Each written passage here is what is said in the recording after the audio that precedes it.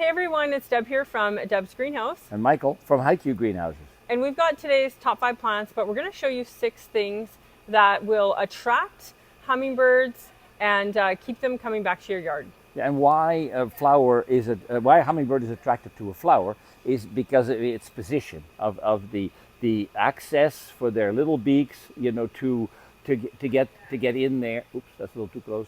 To get in there and get the nectar out. That's right. They like tubular shaped flowers. So we're both holding a salvia. The one I have is called Salvia Black and Blue. It's this beautiful, intense royal purple blue with almost a black stem. Mine get like 4 feet tall, up to 3 to 4 feet tall. Great in the landscape or a giant planter. And salvia is for full sun. I have hot lips. Hot lips, yeah. Hot lips here, which most of the time has a little bit of a white piece in it, you know, but mostly red.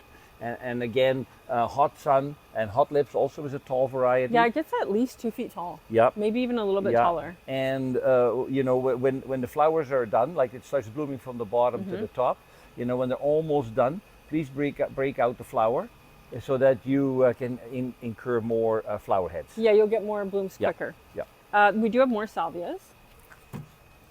So we also have salvias in a 6-pack. Now, even though these are a much more compact plant, they get about 12 inches tall. They do have that beautiful tubular shaped bloom, which salvias absolutely love.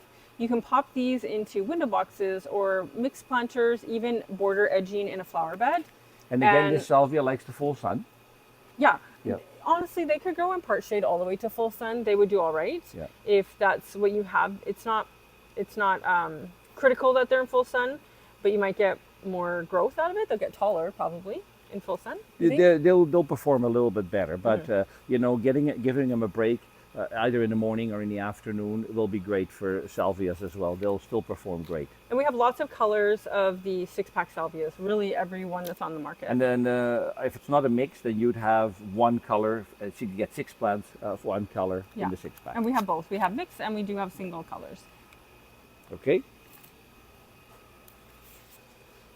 Okay, so we showed you 3 salvias. We do have more salvias in stock that we haven't shown you, and you can look at our website to see exactly what that is.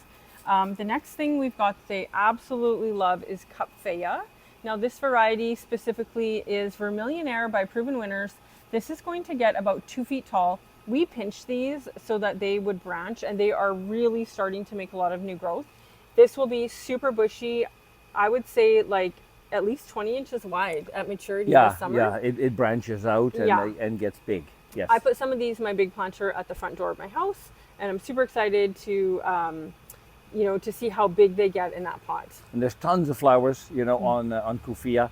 The common name of it is cigar plant. Yeah, and you can see that a little bit of you know, gray at the end as if it was ashes. So it's kind of cool. Yeah, that's a kind of an old common nickname for it. Yeah, so very cool. And again, part shade all the way to full sun for this one. Yes, and then this was our last one. How do you pronounce this? That's a Phygelius. Phygelius. Common name is Cape Fuchsia.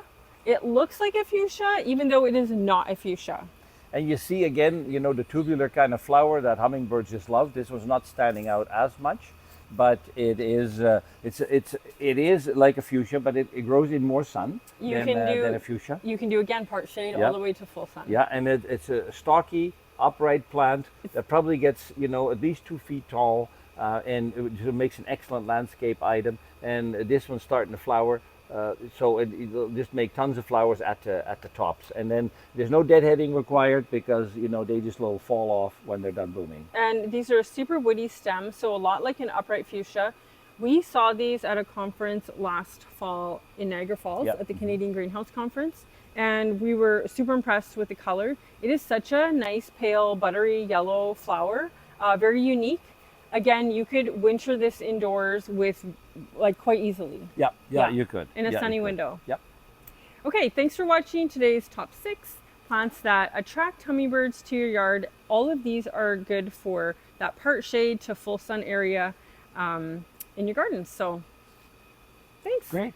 Thanks for watching. Bye guys. Bye.